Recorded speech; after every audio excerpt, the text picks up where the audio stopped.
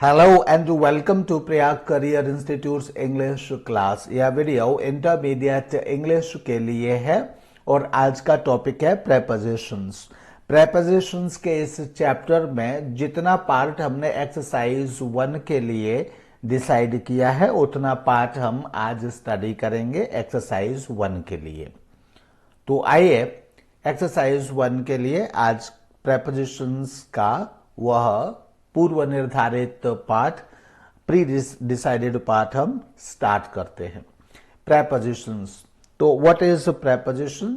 A preposition is a word usually placed before a noun or pronoun to show place, time, cause, purpose or means।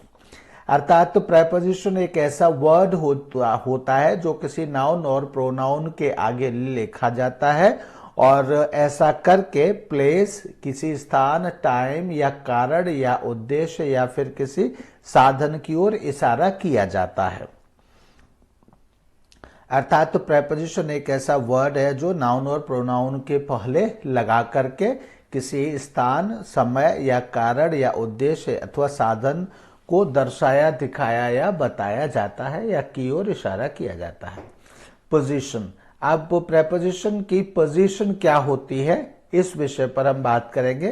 Prepositions के बहुत सारे examples, in, on, upon, अभी बहुत सारे examples आएंगे तो देखेंगे, इसलिए प्रेपोजिशंस के एग्जांपल्स की बात न करके हम सीधे पोजीशन पर आते हैं। अर्थात प्रेपोजिशन लिखा कहाँ जाता है, सेंटेंस में कोई प्रेपोजिशन कहाँ लिखा जाता है, तो इसकी हम पॉइंट वाइज बात करेंगे। सबसे पहले प्रेपोजिशन प्लस नाउन और प्रोनाउन। अर्थात प्रेपोजिशन किसी नाउन और प्रोनाउन से, जैसे कि यहाँ अभी बताया गया ऊपर डेफिनेशन में, तो उसी तरह से किसी नाउन और प्रोनाउन से पहले प्रेपोजिशन लिखा जाता है। इसमें प्री मीन्स बिफोर, यानी कि प्रेपोजिशन जो वर्ड है वो प्री प्लस पोजीशन से मिलकर के ही बना है, तो इसलिए प्री का मतलब होता है बिफोर, यानी से पहले या के पहले। So prepositions are usually placed before a noun और pronoun.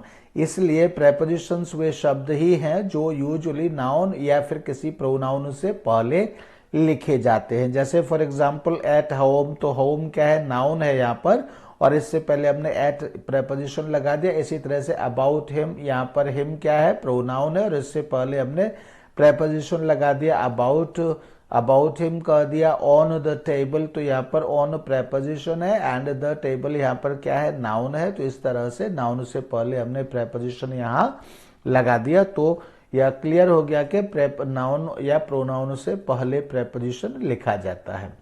Then second point is noun और प्रोनाउन प्लस प्रेपोजिशन। तो नाउन और प्रोनाउन प्लस मतलब ऐसा भी, अभी तो नाउन और प्रोनाउन से पहले हमने पढ़ा प्रेपोजिशन, लेकिन कुछ कंडीशंस में नाउन अथवा प्रोनाउन के बाद भी प्रेपोजिशन कहीं कहीं हम लिख पाते हैं, उसके विषय में हम पढ़ने जा रहे हैं।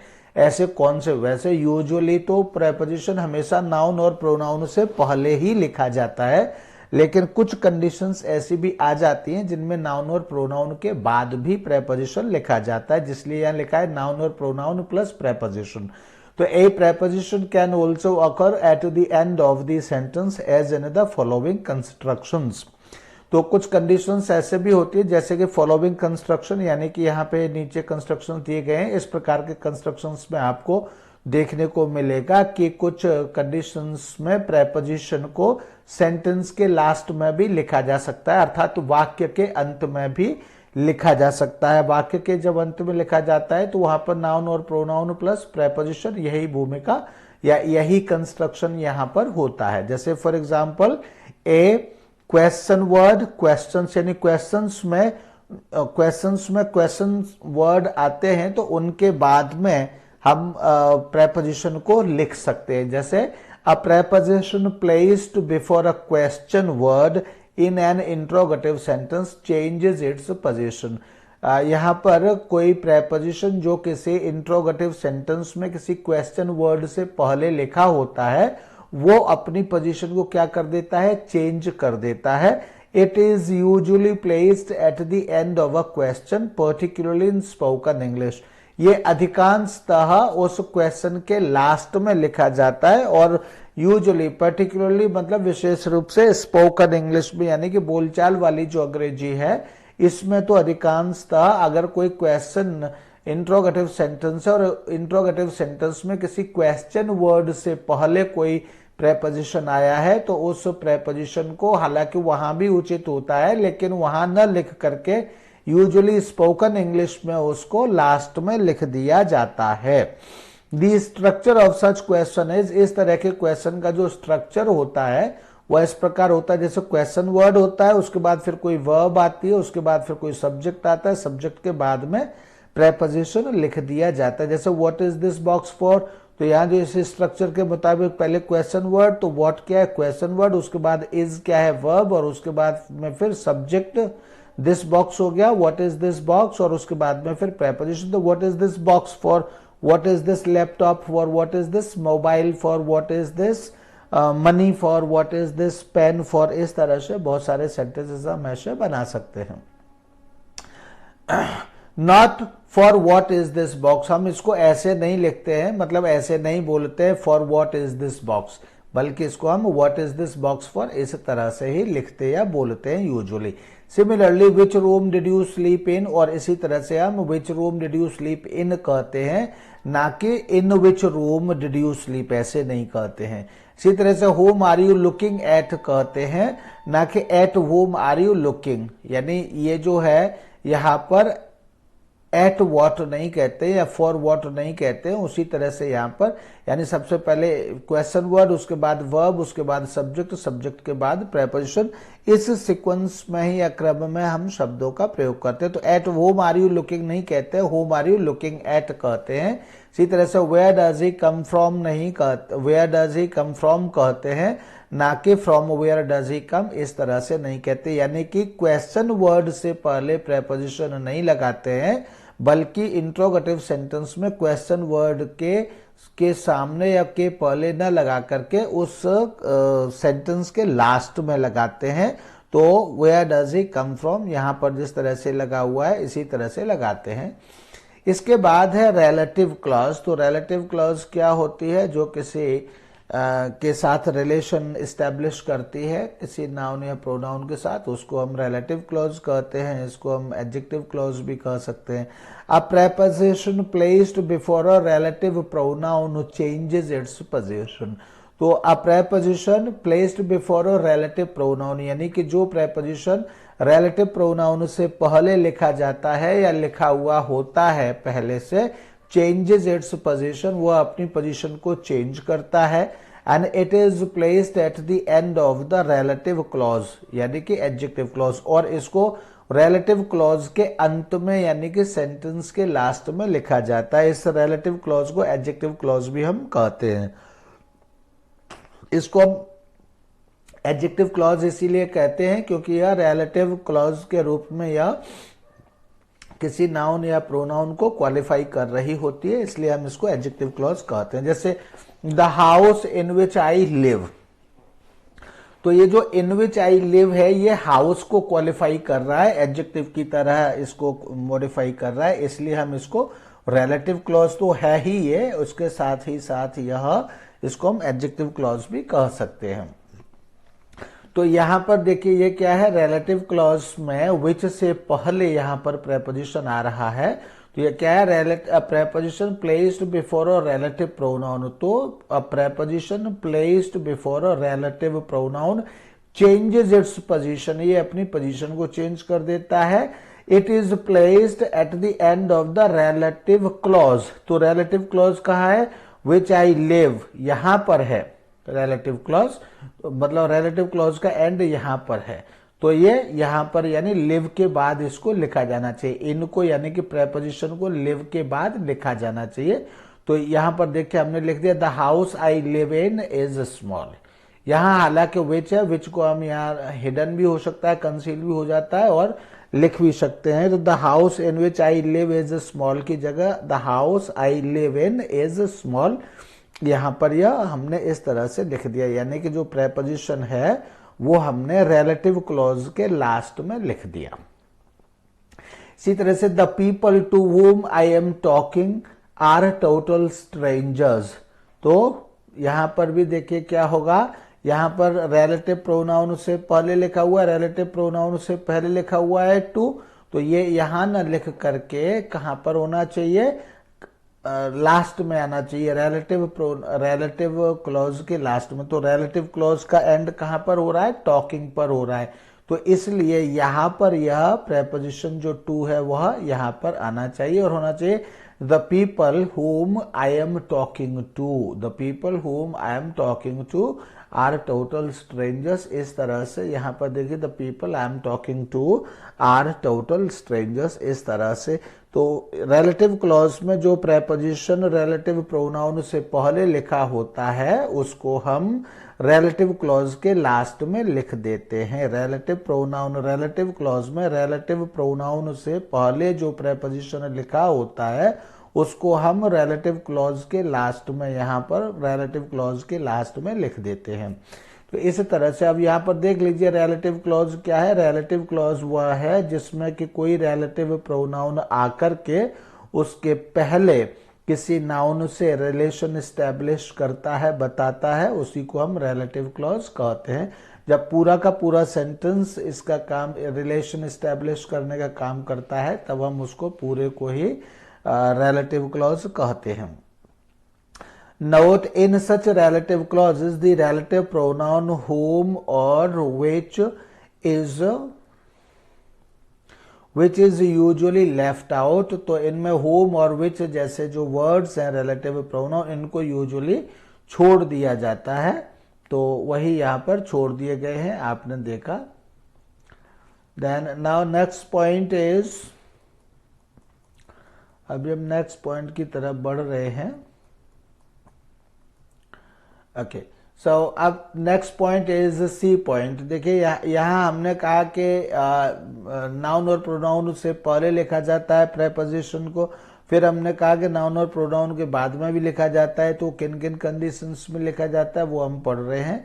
तो उसमें हमने अभी पढ़ा कि इंट्रोगेटिव सेंटेंस होता है, तो वहां भी इंट्रोगेटिव वर्ड्स के पहले आया हुआ जो प्रेपोजिशन होता है उसको हम इंट्रोगेटिव सेंटेंस के लास्ट में लिख देते हैं। इसी तरह से रिलेटिव क्लॉजेस में जो प्रेपोजिशन और रिलेटिव प्रोनाउन आया होता पहले आया होता है उसको भी हम रिलेटिव क्लॉज के बाद में लिख देते हैं, हमने पढ़ा।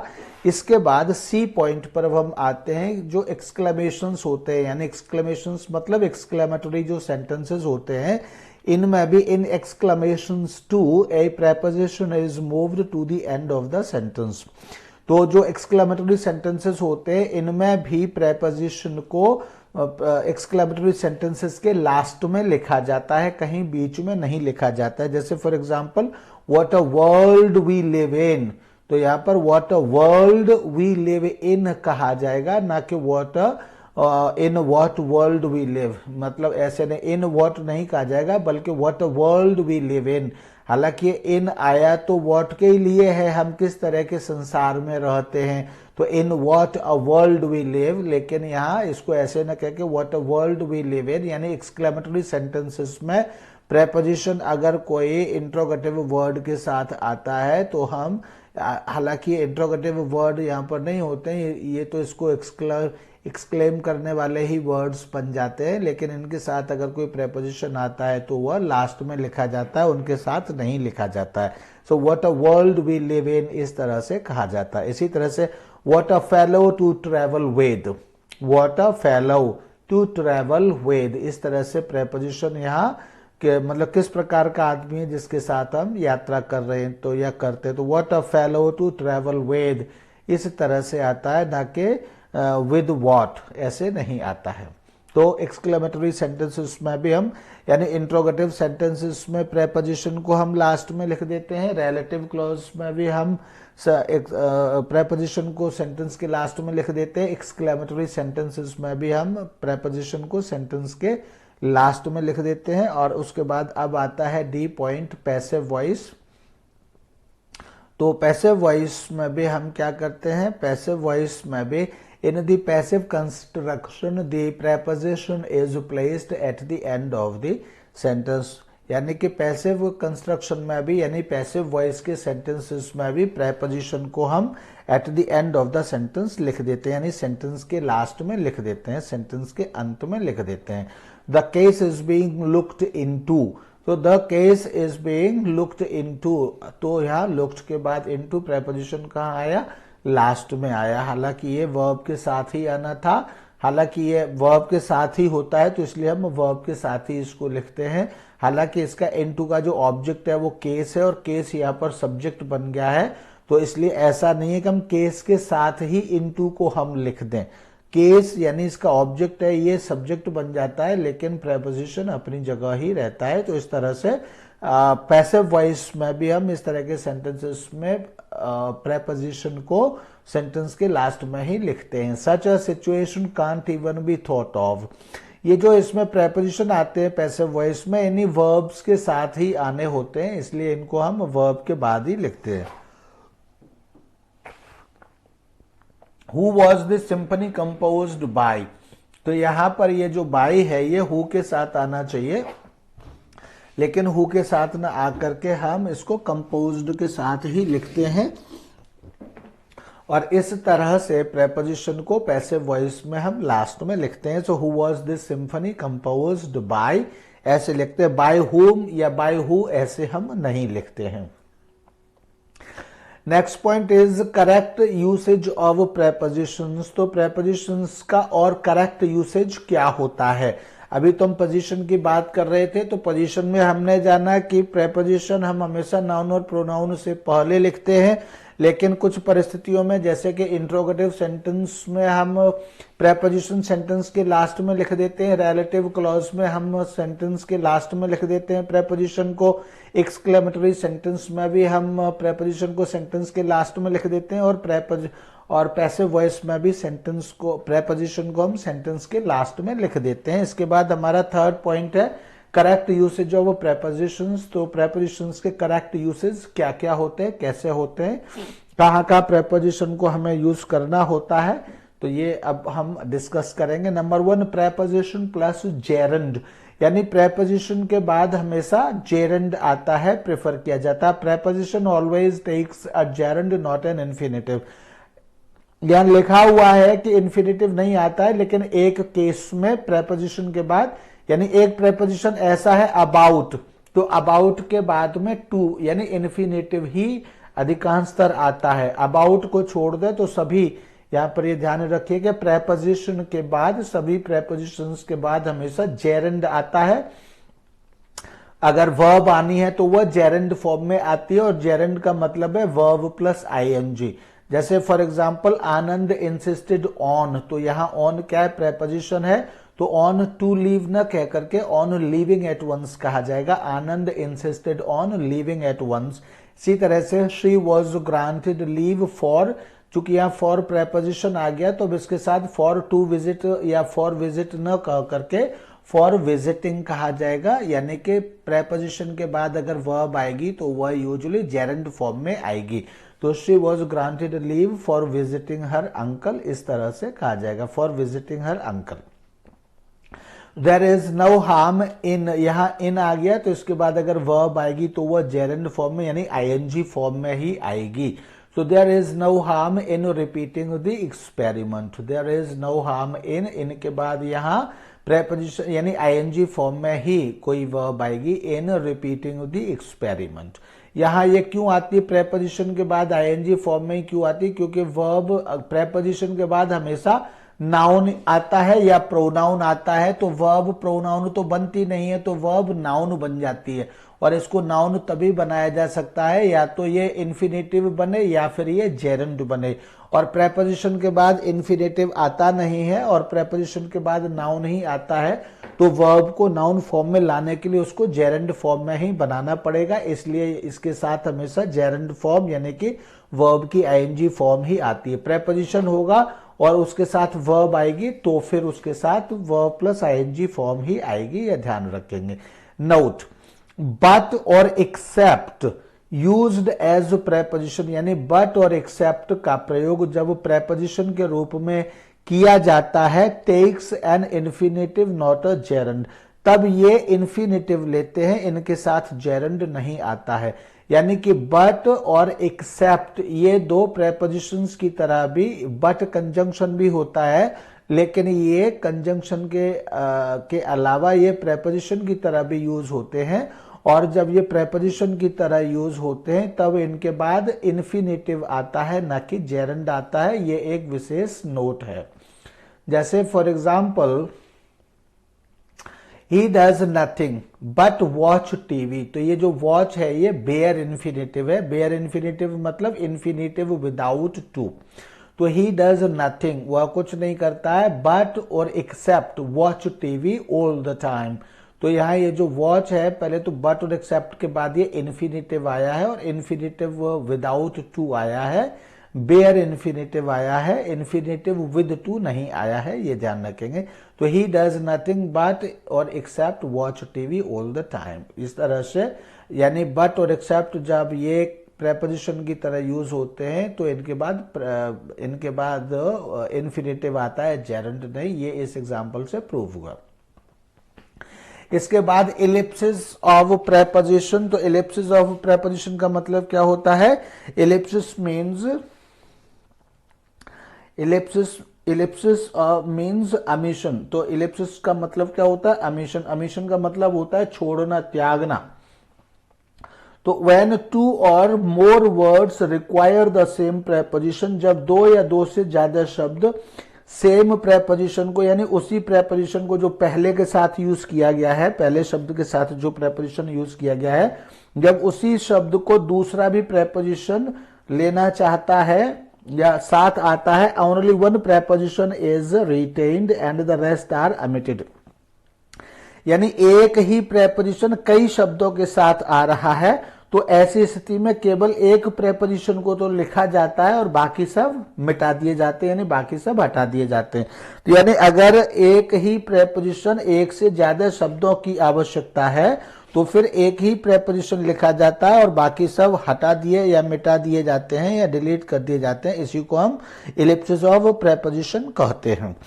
जैसे for example she is desirous of and confident of success. तो यहां पर यह देखेंगे कि डिजायरस के बाद भी ऑफ आ रहा है एंड कॉन्फिडेंट के बाद भी ऑफ आ रहा है। तो यानी एक ही प्रेपोजिशन दो शब्दों की आवश्यकता बन रहा है। तो हमने यहां एक को हमने डिजायरस ऑफ के बाद है जो ऑफ, इसको हमने डिलीट कर दिया या हटा दिया और कॉन्फिडेंट के बाद वाला हमने लिखा रहने दिया। तो इस तरह से एक को हमने खत्म कर दिया। और she is desirous and confident of success, इस तरह से हमने यहाँ एक प्रेपोजिशन लिख दिया, बाकी को हमने हटा दिया। तो इसी को हम कहते हैं ellipsis of preposition. He has a taste for and a passion for sports. तो यहाँ पर टेस्ट के साथ भी फॉर आ रहा है एंड पैशन के साथ भी फॉर आ रहा है। तो इसलिए ये एक ही प्रेपोजिशन दो के साथ आ रहा है। तो हम यहाँ भी क्या करना चाहिए? एक प्रेपोजिशन को हमें खत्म कर देना चाहिए और दूसरे को हमें लिखा रहना देना चाहिए। तो ऐसा करने पर ये क्या हो जाएगा? He has a taste and passion for sports. तो एक प्रेपोजिशन को हमने हटा दिया और एक प्रेपोजिशन को हमने यहाँ पर लिखा रहने दिया। But when different words select different prepositions, लेकिन अगर different words select different prepositions, यानी कि अगर अलग अलग शब्दों को अलग अलग प्रेपोजिशंस की आवश्यकता होती है। अभी तो अलग अलग वर्ड्स एक ही प्रेपोजिशन ले रहे थे, तब हम प्रेपोजिशंस को हटा रहे थे, ओमिट कर रहे थे। लेकिन but when different words select different prepositions, लेकिन जब अलग अलग शब्दों को अलग अलग प्रेपोजिशंस की आवश्यकता होती है, यानी वो सिलेक्ट करते हैं, नो इलिप्सिस इज पॉसिबल, तब कोई भी इलिप्सिस पॉसिबल नहीं होता है। यानी तब हम इलिप्सिस का कोई भी काम नहीं करते हैं, यानी हम प्रेपोजिशंस को वहां से हटाते नहीं हैं। जैसे for example we ought to prevent theft of and damage to national property. तो यहाँ पर देखिए थेफ्ट के बाद ऑफ आया है एंड डैमेज के बाद टू आया है। तो ये अलग अलग शब्दों में अलग अलग प्रेपोजिशंस की आवश्यकता है। इस स्थिति में हम इलिप्सिस को महत्व नहीं देते हैं और दोनों ही प्रेपोजिशंस लिखते हैं। या इस तरह से इससे ज्यादा भी शब्द आए हैं और उनको भी अगर किसी अलग प्रेपोजिशन की आवश्यकता है तो वह अलग प्रेपोजिशन हम लिखा रहने देते हैं। B, she has interest in and capacity for science. तो यहां भी देखिए इंटरेस्ट इनका सब्जेक्ट तो एक ही है, इनका प्रेपोजिशंस का तो, लेकिन इंटरेस्ट और इंटरेस्ट को इन चाहिए और कैपेसिटी को फॉर चाहिए, तो दोनों को अलग अलग प्रेपोजिशंस यहाँ पर लिखे गए हैं और कोई भी प्रेपोजिशन यहाँ से डिलीट नहीं किया गया या हटाया नहीं गया है। इसी तरह से no preposition is used before an adverb of time और फ्रीक्वेंसी। इसी तरह से एडवर्ब ऑफ टाइम और फ्रीक्वेंसी से पहले भी, एडवर्ब ऑफ टाइम और फ्रीक्वेंसी से पहले भी कोई प्रेपोजिशन यूज नहीं किया जाता है। अब एडवर्ब ऑफ टाइम और फ्रीक्वेंसी के विषय में कोई भी बात जानना है तो एडवर्ब वाले चैप्टर में जाकर के adverb of time and frequency के बारे में जाना जा सकता है। She goes for a swim every morning, तो यहाँ पे ये जो मॉर्निंग है क्या है, ये एडवर्ब ऑफ टाइम है और इस एडवर्ब ऑफ टाइम से पहले अगर कोई शब्द आया है, कोई एडवर्ब आया है तो या एडजेक्टिव आया है तो हम इसके आगे कोई भी हम मतलब कोई प्रेपोजिशन नहीं लिखते हैं। तो no preposition is used before an adverb of time और फ्रीक्वेंसी। तो इसी तरह से तो यहाँ हमने एवरी से पहले कोई प्रेपोजिशन नहीं लगाया, इन एवरी ऐसे नहीं हम कहते हैं। इसी तरह से she is going for a ride this morning, तो यहाँ भी she is going for a ride this morning आया है, यानी ऑन दिस मॉर्निंग इस तरह से कोई शब्द नहीं आया है, तो यहाँ भी हम प्रेपोजिशंस नहीं लिखते हैं और छोड़ देते हैं। Now, when next or last is placed after the name of a day or month, the preposition is not omitted. यानी कि यदि नेक्स्ट और लास्ट किसी डे के नेम के या मंथ के नेम के बाद में लिखा जाता है तो ऐसी कंडीशन में प्रेपोजिशन को अमिट नहीं किया जाता है, यानी प्रेपोजिशंस को छोड़ा नहीं जाता है। जैसे for example I am meeting him on Monday next. देखिए इससे पिछले नोट में हम ये पढ़ रहे थे कि अगर कोई एडवर्ब ऑफ टाइम या फ्रीक्वेंसी है, यानी कि ये मंडे वैसे तो नाउन है लेकिन नेक्स्ट मंडे होकर के ये एडवर्ब ऑफ टाइम बन रहा है, तो जब ये एडवर्ब ऑफ टाइम की तरह काम कर रहा है यानी नेक्स्ट मंडे से पहले आ रहा है, तब इसके साथ हम कोई भी प्रेपोजिशन इसमें नहीं लगाएंगे। लेकिन जब नेक्स्ट को मंडे के बाद लिखने लगेंगे तब हम इसमें प्रेपोजिशन लगाने लगेंगे। So I am meeting him on Monday next कहेंगे, not meeting him Monday next इस तरह से नहीं कहेंगे। इसी तरह से I saw her in February last year, तो यहां भी हमने लास्ट ईयर कह दिया तो इसलिए यहां इन फेब्रुअरी आ जाएगा या आएगा। इस तरह से not saw her February last year इस तरह से नहीं आएगा, यानी इसमें से प्रेपोजिशन को हम नहीं हटाएंगे। A number of adverbs denoting time or place take a preposition before them, तो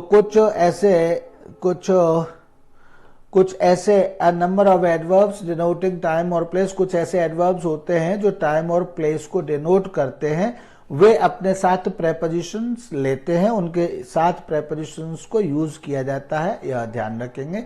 तो जैसे एडवर्ब्स डिनोटिंग टाइम, ऐसे एडवर्ब्स जो टाइम को डिनोट करते हैं उनके साथ जैसे बाई नाउ, तो नाउ क्या है, एडवर्ब ऑफ टाइम है, उसके साथ बाई आ रहा है तो by now. From now, by tomorrow, ये टुमारो क्या है, एडवर्ब है और बाई प्रेपोजिशन है, यानी कुछ एडवर्ब्स के साथ हम प्रेपोजिशंस भी लगाते हैं तभी हम अपनी बात कह सकते हैं। फ्रॉम टुमारो, तो टुमारो क्या है, एडवर्ब है और उसके साथ प्रेपोजिशन आ रहा है। टिल टुडे, टुडे क्या है, एडवर्ब है और उसके साथ प्रेपोजिशन टिल आ रहा है। अनटिल देन, तो अनटिल प्रेपोजिशन आ रहा है और देन यहाँ पर एडवर्ब है। सिंस देन, तो सिंस प्रेपोजिशन है, देन एडवर्ब है। इसी तरह से सिंस यस्टरडे, यस्टरडे यहाँ पर एडवर्ब है एंड सिंस यहाँ पर प्रेपोजिशन है। तो कुछ एडवर्ब्स ऑफ टाइम ऐसे भी होते हैं जिनके साथ प्रेपोजिशंस प्रयोग किए जाते हैं। इसी तरह से एडवर्ब्स डिनोटिंग प्लेस, तो होम ये एडवर्ब ऑफ प्लेस हो गया, home. Here adverb of place हो गया, देयर एडवर्ब ऑफ प्लेस हो गया, अब्रॉड एडवर्ब ऑफ प्लेस हो गया, अबव एडवर्ब ऑफ प्लेस हो गया and inside adverb of place हो गया, आउटसाइड एडवर्ब ऑफ प्लेस हो गया। और इनके साथ जो पहला शब्द आ रहा है वो सभी प्रेपोजिशंस है। तो यहाँ पर adverb of time and adverb, कुछ एडवर्ब्स ऑफ टाइम और कुछ एडवर्ब्स ऑफ प्लेस ऐसे होते हैं जिनके साथ हम प्रेपोजिशंस लगा सकते हैं और यूज किए जाते हैं, ये चलन में होते हैं। तो at home, from home, near home. अब एट होम का मतलब हो गया घर पर है, फ्रॉम होम का मतलब हो गया घर से, नियर होम का मतलब हो गया घर के पास, फ्रॉम हियर का मतलब हो गया यहां से, एंड अगर यहाँ एडवर्ब के साथ नहीं लगाएंगे प्रेपोजिशन तो फिर हम ये फ्रॉम यहां से कह ही नहीं सकते। इसी तरह से ओवर देयर मतलब वहां पर, फ्रॉम अब्रॉड मतलब विदेश से, फ्रॉम अबव यानी ऊपर से, फ्रॉम इनसाइड मतलब अंदर से, फ्रॉम आउटसाइड मतलब बाहर से। इसी तरह से बाय नाउ का मतलब होता है अभी तक, फ्रॉम नाउ का मतलब होता है अब से, बाय टुमारो का मतलब होता है कल तक, फ्रॉम टुमारो का मतलब होता है कल से, यानी टिल टुडे का मतलब है आज तक, अनटिल देन का मतलब है जब तक की और जब तक के न या तब तक न, सिंस देन मतलब तब तक या तब से, सिंस यस्टरडे मतलब कल से। तो इस तरह से ये इनके नेम से, यानी कि कुछ एडवर्ब्स ऑफ टाइम एंड कुछ एडवर्ब्स ऑफ प्लेस ऐसे होते हैं जिनके साथ हम प्रेपोजिशंस को यूज करते हैं। यूजुअली कहा जाता है कि एडवर्ब्स के साथ या एडजेक्टिव्स के साथ प्रेपोजिशंस नहीं आते हैं, लेकिन कुछ एडवर्ब्स ऑफ टाइम एंड कुछ एडवर्ब्स ऑफ प्लेस ऐसे हैं जिनके साथ प्रेपोजिशंस का प्रयोग किया जाता है। Point C, no preposition is used before a noun when it is used as an adverb of place or time. कभी कभी कोई नाउन अगर किसी एडवर्ब ऑफ प्लेस या एडवर्ब ऑफ टाइम की तरह अगर कोई नाउन यूज किया जाता है तो उसके साथ कोई प्रेपोजिशन यूज नहीं किया जाता है। जैसे माई हाउस फेसेस, तो माई हाउस फेसेस, अब ये वेस्ट है, वेस्ट वास्तव में तो ये नाउन होता है लेकिन यहां पर ये एडवर्ब की तरह काम कर रहा है, एडवर्ब ऑफ प्लेस की तरह काम कर रहा है, इसलिए इसके साथ कोई प्रेपोजिशन यहां पर नहीं आ रहा है। माई हाउस फेसेस वेस्ट हम यहां पर लिख रहे हैं। इसी तरह से प्लीज वेट अ मिनट, तो यहां पर वेट अ मिनट क्या है, एडवर्ब ऑफ टाइम की तरह काम कर रहा है, इसलिए यहां इसके साथ कोई प्रेपोजिशन नहीं आया है। दे आर गोइंग होम, यहाँ होम क्या है, एडवर्ब ऑफ प्लेस की तरह काम कर रहा है, इसलिए इसके साथ भी कोई प्रेपोजिशन नहीं आया है। वी एट मैंगोज यस्टरडे, तो यहाँ यस्टरडे भी एडवर्ब ऑफ टाइम की तरह काम कर रहा है, इसलिए यहाँ पर कोई प्रेपोजिशन नहीं आया है। तो इस तरह से इनके साथ कोई प्रेपोजिशन यूज नहीं किया जाता है। जब कोई नाउन किसी एडवर्ब की तरह, एडवर्ब ऑफ प्लेस या एडवर्ब ऑफ टाइम की तरह प्रयोग किया जाता है या हो रहा होता है, तब उसके साथ कोई प्रेपोजिशन यूज नहीं किया जाता है। And no preposition, point D, no preposition is used between a transitive verb and its object. किसी वर्ब और उसके किसी ट्रांजिटिव वर्ब और उसके ऑब्जेक्ट के बीच में कोई प्रेपोजिशन यूज नहीं किया जाता है। तो ट्रांजिटिव वर्ब क्या होते हैं, एक ऐसी वर्ब जिसका कोई ऑब्जेक्ट होता है उसको हम ट्रांजिटिव वर्ब कहते हैं। जैसे कट एन एप्पल, तो एप्पल इसमें ऑब्जेक्ट है, कट ट्रांजिटिव वर्ब है। रीड अ बुक, इसमें रीड ट्रांजिटिव वर्ब है एंड बुक इसमें ऑब्जेक्ट है। इसी तरह से राइट एन एसे, राइट यहां पर ट्रांजिटिव वर्ब है एंड एन एसे यहां पर ऑब्जेक्ट है। तो जब इस तरह से कोई ट्रांजिटिव वर्ब होती है तो उसके ट्रांजिटिव वर्ब और उसके ऑब्जेक्ट के बीच में कोई प्रेपोजिशन नहीं लिखा जाता है। जैसे ही ओबेज हिज टीचर्स, तो ओबेज यहां पर क्या है, ट्रांजिटिव वर्ब है, यानी ऐसी कोई भी वर्ब जिसका ऑब्जेक्ट होता है उसको हम ट्रांजिटिव वर्ब कहते हैं। ट्रांसिट का मतलब होता है पासिंग ओवर, तो ट्रांजिटिव मतलब ऐसी कोई वर्ब जिसका परिणाम किसी दूसरे ऑब्जेक्ट की ओर, यानी किसी ऑब्जेक्ट की ओर पास हो रहा है, उसको हम ट्रांजिटिव वर्ब कहते हैं।